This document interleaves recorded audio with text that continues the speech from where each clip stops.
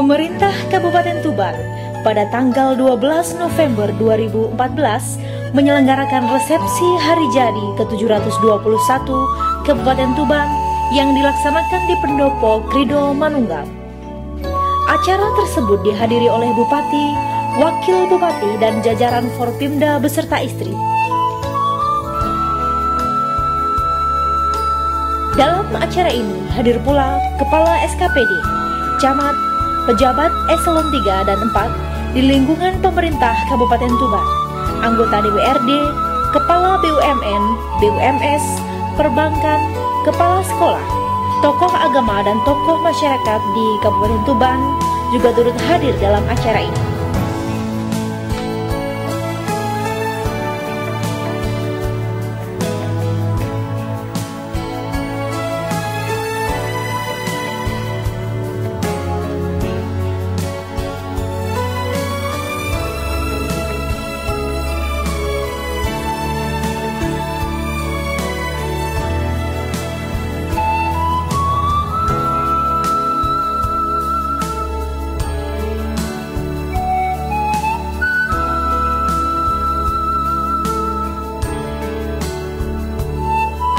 Seperti tahun-tahun sebelumnya, sebagai perayaan akbar di pemerintahan Kabupaten Tuban, dihadirkan pula artis era 80-an Nia Daniati, pelantun tembang melankolis asal ibu kota.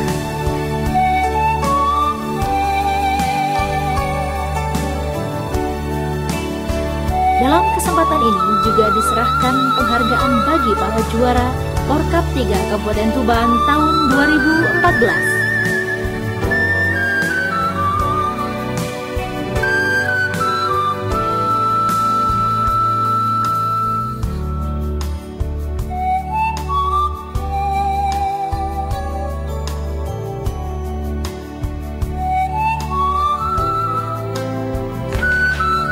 Dalam sambutannya, Bupati Tuban Haji Fathul Huda kembali mengingatkan tentang pentingnya rasa syukur dan terima kasih atas jasa-jasa para pahlawan, para pendahulu di Kabupaten Tuban, Bupati ataupun Sekda terdahulu, sehingga Kabupaten Tuban bisa seperti sekarang ini, serta dapat terus membangun dan berkembang. Atas nama pemerintah Kabupaten Tuban, pertama, menyampaikan terima kasih kepada semua raja yang hadir atas kehadirannya dan semua yang ikut serta mensukseskan acara ini. Dalam acara ini adalah tidak ada anggaran dari APBD, yang banyak adalah partisipan dari perusahaan-perusahaan. Kedua, saya ucapkan selamat kepada tadi yang memperoleh piala, terutama Pak Camat Semanding yang sudah 2 periode menjadi juara umum. Kemarin sudah saya hadiahi kambing 75 ekor, nanti saya tambahi, insya Allah menjadi 100 ekor. Jadi hadiahnya ini takjil saja. Hadiahnya sudah saya berikan dulu sebelum juara umum, karena saya yakin akan menjadi juara umum. Yang ketiga, dari yang kedua, terima kasih. Yang kedua, ucapan selamat. Yang ketiga, saya terima kasih atas kemesraan selama ini yang sudah terbangun baik antara ulama dan umaroh, antara kami dan semua anggota Forpimda, antara SPT dan legislatif, antar umat beragama,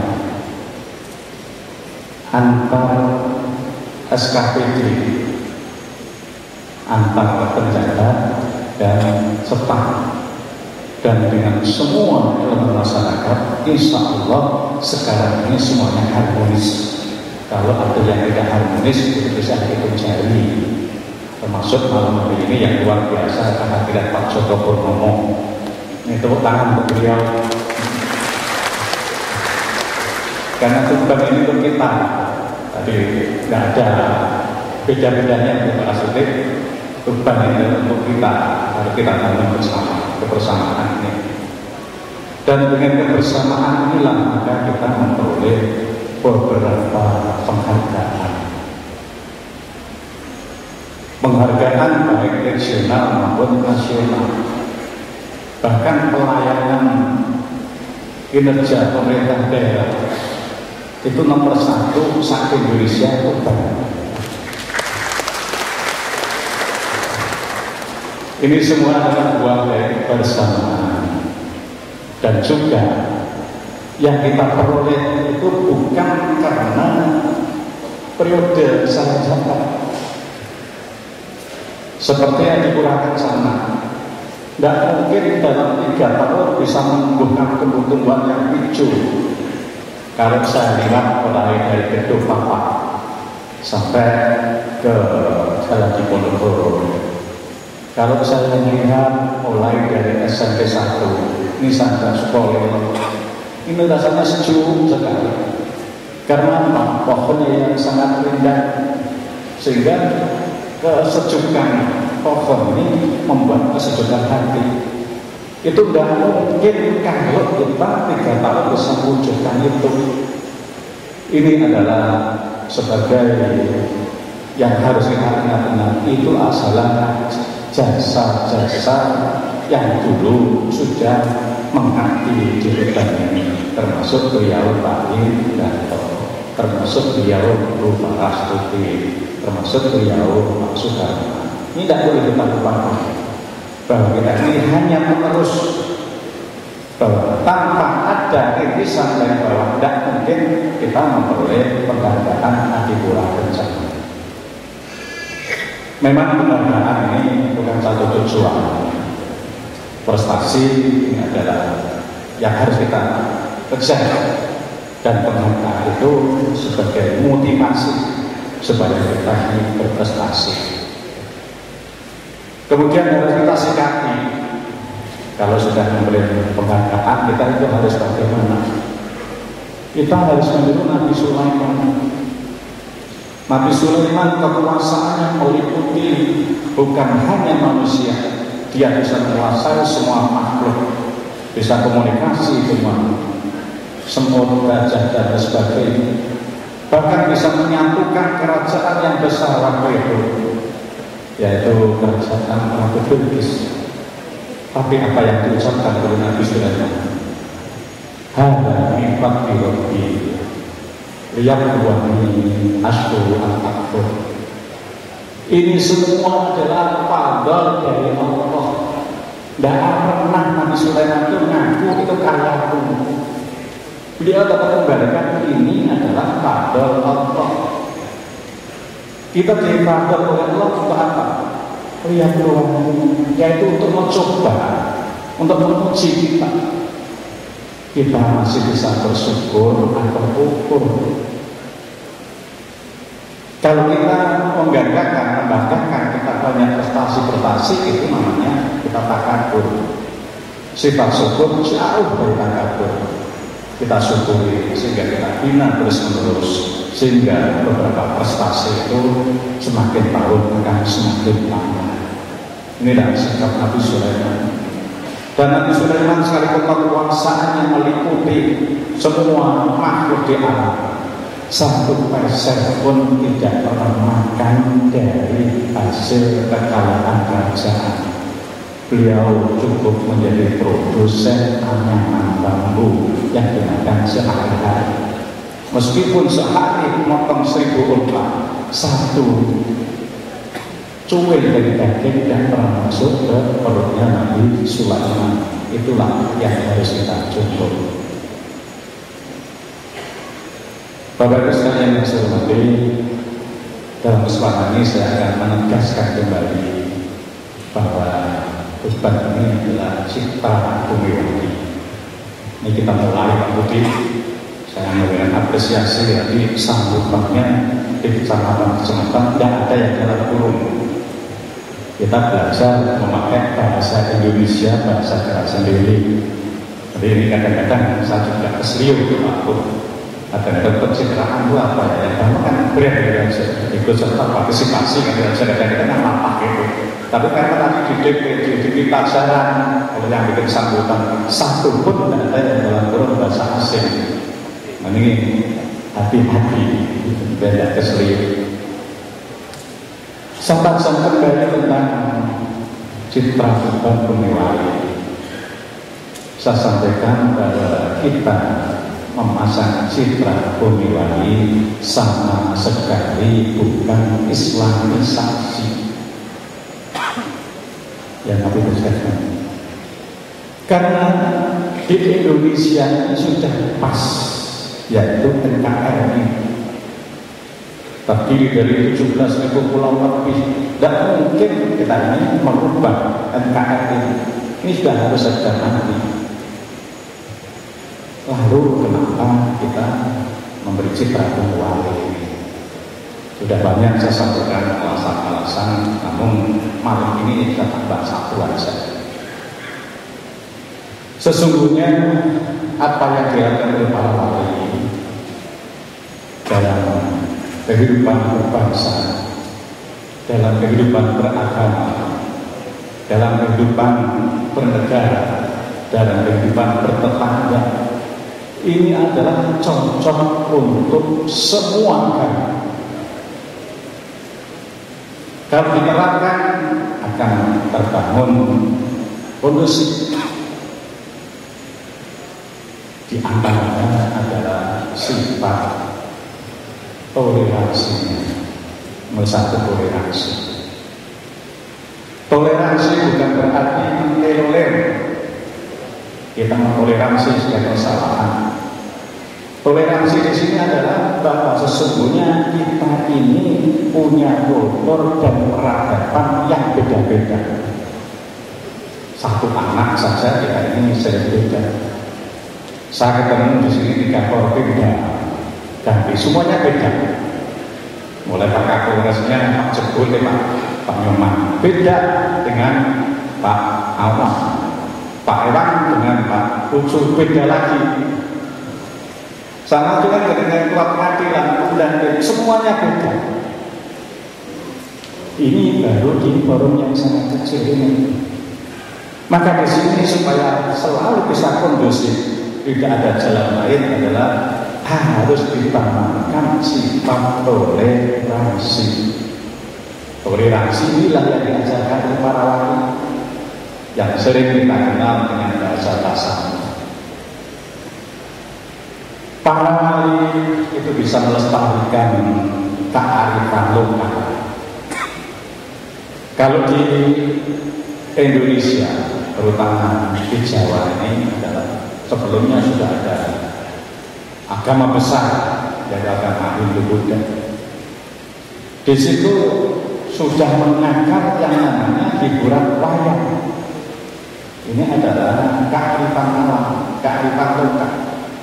Karena toleransinya para wali tidak pernah menghapuskan kearifan lokal ini.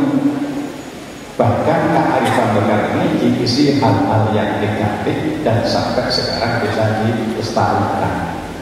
Itu salah satu contoh bahwa seorang wali sangat menghargai tentang toleransi. Kemudian yang kedua, dalam beragama wali ini adalah moderat. Tidak ekstrem kanan, tidak ekstrem kiri. Tidak ada wali itu satu pun yang mengajarkan seperti ajaran ISIS. Kalau sekarang ada ISIS, itu berarti bukan keturunan wali. Tidak ada. Para wali itu melakukan dakwahnya dengan penuh hikmah, yaitu moderat. Islam yang moderat. Kalau semuanya itu menjadi ekstrem, kira-kira surga itu tidak ada isinya. Kalau orang selamanya tidak cinta, neraka. Kalau tidak mujizat, neraka. Kemudian surga itu yang isi siapa? Nah, makanya sekarang ini kalau Buniwali sekarang ini sudah kita tanyakan ini semuanya kita harus melakukan Islam yang modern. Kemudian yang ketiga ciri lain yaitu selalu koordinasi. Segala sesuatu yang top itu kenapa tidak ada jalan keluar? Itu adalah karena kurang koordinasi. Akhirnya terjadi suudon. Kalau sudah terjadi suudon, maka terjadilah perpecahan. Dan ini saya minta SKPD ini dalam melakukan tugas-tugasnya selalu dikoordinasikan dengan SKPD lain, karena semuanya saling terkait.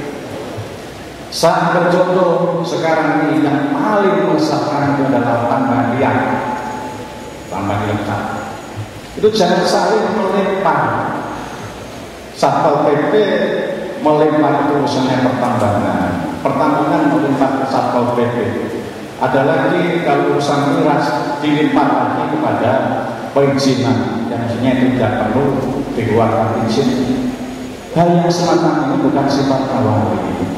Duduk bersama merasa beban ini milik kita semua.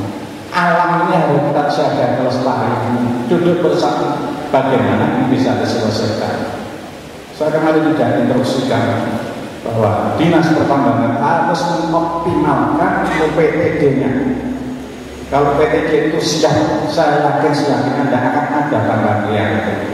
Kalau semuanya hanya duduk di belakang meja, inilah semuanya akan jalan tanpa terkontrol. Alam kita sudah sangat rusak. Ini harus betul-betul dikoordinasikan dengan semua. Demikian pula Dinas Pertanian dengan yang lain. Ini juga sangat terkait sekali. Jadi keutamakan ke depan kita yaitu tentang koordinasi.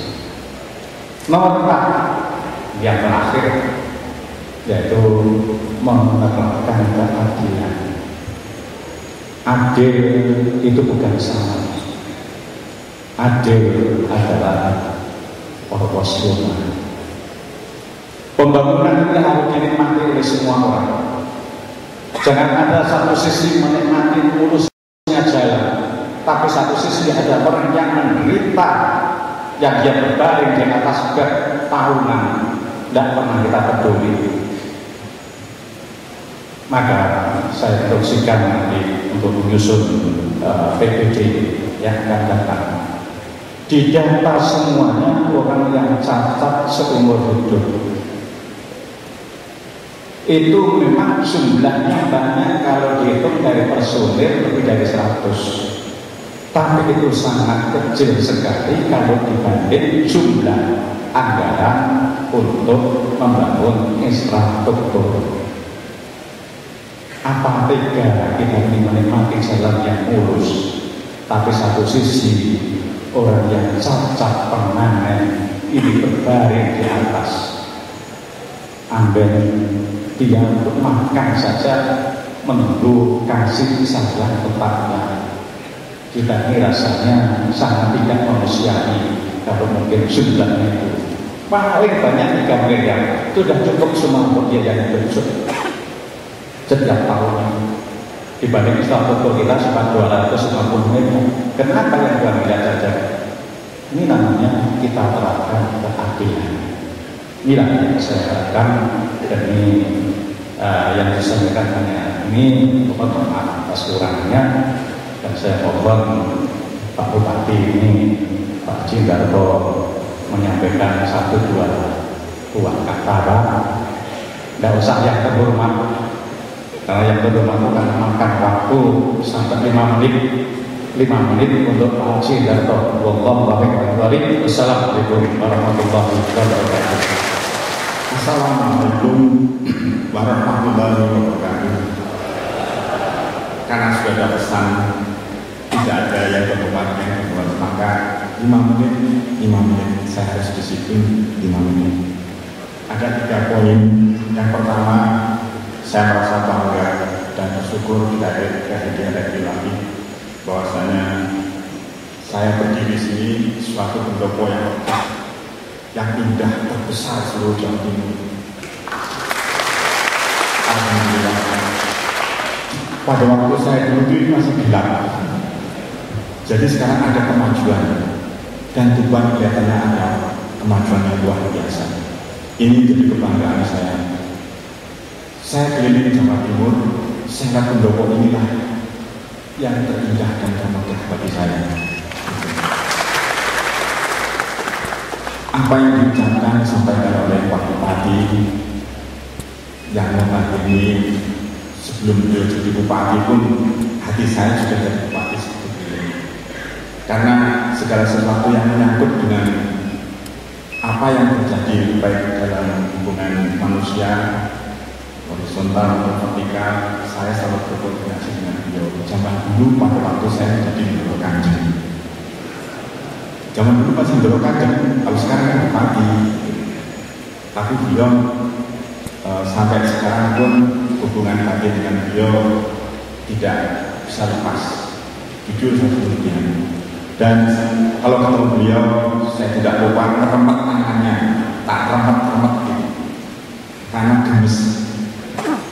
Yang kedua, saya ucapkan minta maaf sebesar-besarnya kepada ketua olahraga mungkin Tuban, karena beberapa waktu yang lalu saya ditelepon terus berkeliling kaitannya dengan Porkat dan Persuasi. Kebetulan saya ketua umum Persuasi Jawa Timur. Jadwal saya ini padat, jadi pada waktu itu saya sulit untuk membaginya. Karena ini pun sebenarnya ini juga ada pertemuan, tetapi saya memilih kemarin dulu karena di sini lebih berat harus saya di sini. Yang ketiga, saya minta maaf karena Ibu Widanto itu juga ibu-ibu di sini dulu Bu Ajis dan sebagainya itu pun berdiri-diri di rumah kangen ya. Mana Widanto? Widanto ke Sulawesi, yaitu ke rumahnya jadi tinggal bersama anak saya yang bungsu yang jadi dandim di sana Talau. Sedangkan yang Indratno dulu setelah jadi pas pampres sekarang jadi kepala batalion di Solo. Sedangkan yang kedua itu menemani saya di Malang. Jadi saya minta maaf yang sebesar-besarnya tidak bisa memenuhi ibu-ibu maupun bapak-bapak sekalian. Terutama kebanggaan saya lihat ada Porkat ini. Dulu pertama kali saya ngadakan Porkat sini tahun 96-97. Sekarang dilanjutkan, hati saya itu gemetar sebenarnya. Karena saya ini orang olahraga. Sejak dulu saya berkecimpung di dalam olahraga. Kemarin, ya mohon maaf, bukan pamer ini, tapi karena saya Pak Bupati Tuban dulu, jadi saya pamerkan bahwa saya dianugerahi sebagai pembina olahraga terbaik di seluruh Jawa Timur. Pak Karwong menangkul saya, Musbidan menangkul saya, Kapolda menangkul saya. Hal ini karena titik beratnya pada waktu saya membina sepatu roda. Yang saya bina sepatu roda itu mulai anak kecil sampai juara SEA, bela segala macam itu. Dan catatan satu Uyun Ujizah yang ada di Tuban. Dulu pun itu tidak punya apa-apa, tapi dia jadi melanglang buana membawa nama harum bangsa. Mereka paling memantau saya di situ. Sebetulnya putra-putri Tuban itu hebat, punya bakat, punya cikal bakat. Ketemu saya di Jakarta, kalau sudah sekelebat itu saja, kalau tidak sempat mesti telepon. Di Kalimantan, di Riau dan sebagainya itu banyak sekali yang ketemu dengan saya. Mereka masih senang kalau rangkul-rangkulan dengan saya. Ini adalah putra-putri Tuban. Dan keuntungan saya dulu menjadi Ndoro Kanjeng di sini. Setiap ketemu banyak yang tidak lupa dengan saya, terutama yang di Malang. Dan banyak keuntungan saya karena baru saja yang namanya Gita di Syariah, dia meloncat-loncat karena ketemu saya. Dan banyak sekali sampai keuntungan-keuntungan bagi saya, ada kemudahan-kemudahan kalau pejabat, kalau anak-anak itu bantu jadi pejabat. Jujur saya katakan, saya sampaikan kepada bapak-bapak ibu sekalian, mobil yang saya tumpah itu Rp1 pun saya tidak beli, itu dikasih dari pengusaha Tuban. Jadi bukan dikasih dulu-dulu, enggak. Sekarang ini ketemu di Jakarta. Setelah ketemu di Jakarta, panggil sopor. Setelah itu salaman, ngobrol, hubungan baik dan sebagainya. Saya naik mobilnya, wah ini mobil gagah. Terus seminggu mobil itu udah nangkring di muka rumah saya. Saya mau tolak gimana, tapi ya hati saya senang walaupun itu mobil lama, tapi alhamdulillah seperti itu. Pak Bupati yang saya cintai, saya banggakan, Pak Nurnahan, karena beliau ini adalah partnership sejak zaman dulu. Terus seperti Pak Farid, Bu Panastuti, ini adalah perjuangan saya dulu yang banyak ujiannya. Tetapi itulah bagi kita tidak mau menyerah dengan segala suatu keadaan. Yang penting kalau kita di bawah lindungan Allah SWT. Kalau di luar daripada itu, apapun yang kita lakukan, siapapun yang akan melakukan, kalau kita berjalan di atas Shiratal Mustaqim, jangan takut. Kita akan melakukan suatu kebahagiaan, bukan hanya di dunia saja, tapi juga di akhirat. Itu pesan saya. Selanjutnya, mari kita bantu Pak Bupati dan Pak Bupati dan seluruh Korpindah, bukan Musbidah, Korpindah, kita bantu dan seluruh apa yang disampaikan Pak Bupati tadi satu persatu hebat sekali. Saya silakan mendengarkan itu karena pengajian. Jadi itu sudah menyentuh daripada pikiran dan hati. Mari kita sama-sama, saya selaku sesepuh yang pernah menjabat di sini, kita laksanakan apa yang kita laksanakan itu sebagai ibadah. Begitu juga ada undangan dari Pondok Pesantren Kejagung, insya Allah kalau tidak ada halangan, karena di situ ada 2 prasasti, yaitu prasasti nama saya dan prasastinya nama Pak Bupati, Pak Buddha. Dulu pada waktu cikal bakalnya Pondok Pesantren Kejagung, saya tanda tangan. Sampai sekarang saya bangga sekali karena santrinya sudah sampai 1000 lebih lah ya, alhamdulillah, berarti maju. Dan banyak hal tempat-tempat lain saya juga sudah lupa. Ya semoga ini akan maju terus dan dapat ridho dari Allah SWT. Saya kira kalau mau bicara banyak karena menyangkut dengan masalah Tuban.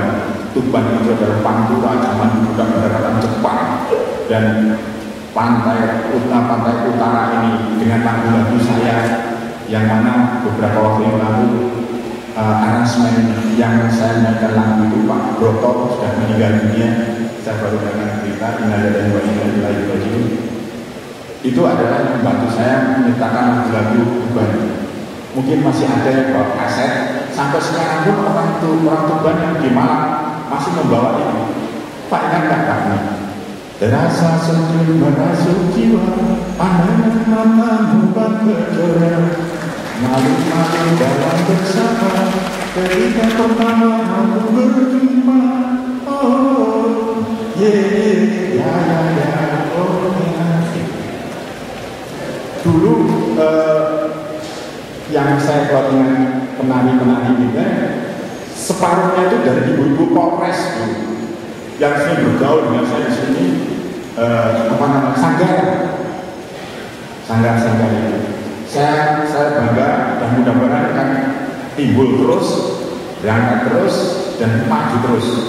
Sekali lagi saya bangga dengan Tuban sebagai bumi wali, sudah diuraikan dengan bagus sekali, dan alhamdulillah semua apa yang saya lihat ini menjadi suatu kenyataan fakta.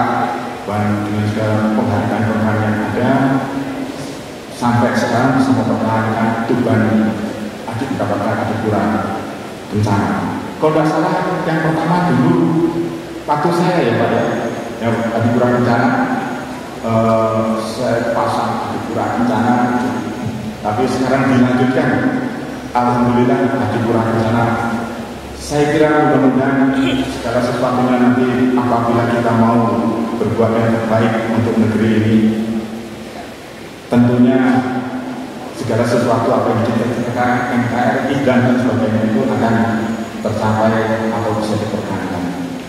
Mohon maaf ibu-ibu sekalian, mohon maaf bapak-bapak sekalian, dan saya sekali lagi saya tidak bisa berbuat apa-apa. Kebetulan ini nanti dari saudara saya yang meminta ke saya, dan setelah ini saya minta maaf, saya harus berangkat pulang ke Malang karena ada acara.